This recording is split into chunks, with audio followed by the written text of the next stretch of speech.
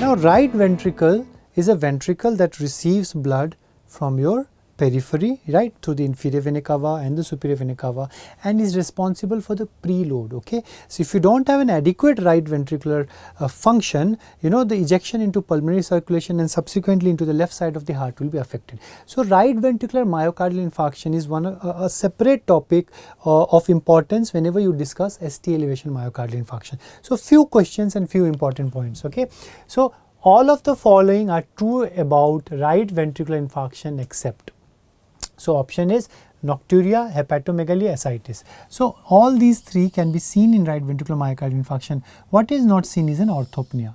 So orthopnea, that is breathing difficulty on lying down, is more commonly seen in left sided heart diseases. Okay, so orthopnea is the right answer.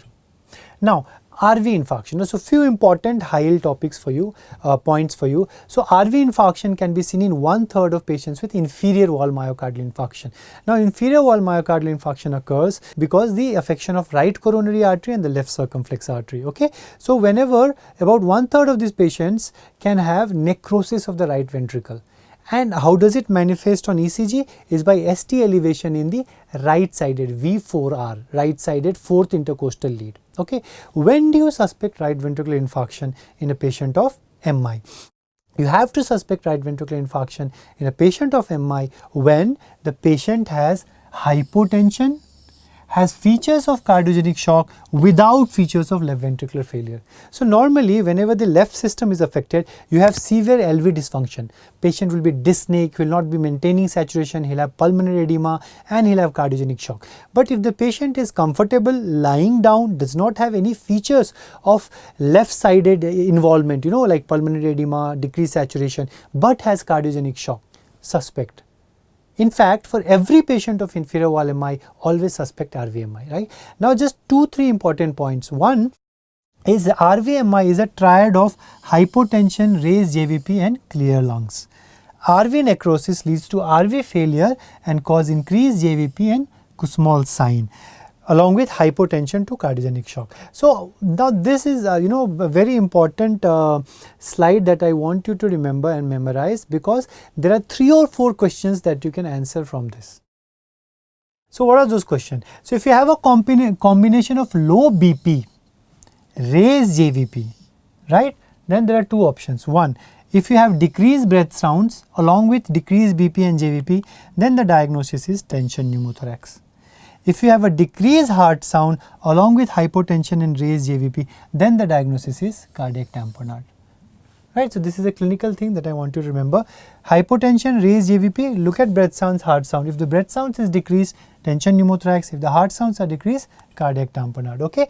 Now, whenever you have RVMI, there is a very high risk of ventricular tachyarrhythmia, ventricular fibrillation and heart block.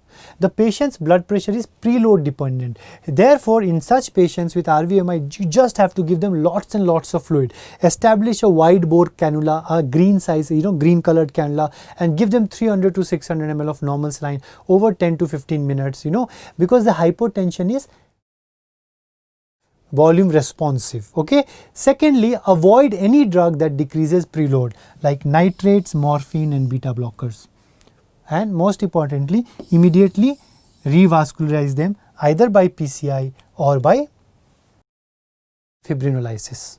So although congenital heart disease would also be discussed in pediatrics, I'll just highlight few important questions that have been asked previously. Okay, so you can expect an image based question in congenital heart disease from one of the either acyanotic or the cyanotic congenital heart diseases. So this is one of the favorite questions, often repeated, is boot shaped heart. So all of you know that boot shaped heart is seen in tetralogy of Fallot. Okay, but what is the actual reason or pathophysiology the responsible for boot shaped heart?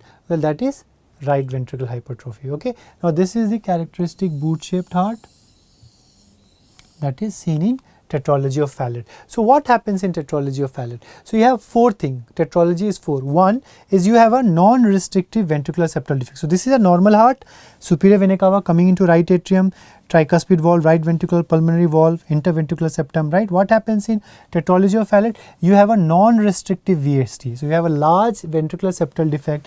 There is a overriding of aorta. right, as a result of which blood from pulmonary artery as well as the left ventricle can go into the aorta. Then there is right ventricular outflow tract obstruction. So there is infundibular pulmonary stenosis, and then there is right ventricular hypertrophy. So it is a right ventricular hypertrophy that gives rise to, that is the pathology behind the boot-shaped heart. Now coming to another important topic in cardiology, or one of the important risk factors of various coronary artery disease, the peripheral artery disease, as well as atherosclerotic disease all over the body, is dyslipidemia. Okay. Now, so which of the following is increased in familial LCAT deficiency? So the answer is VLDL.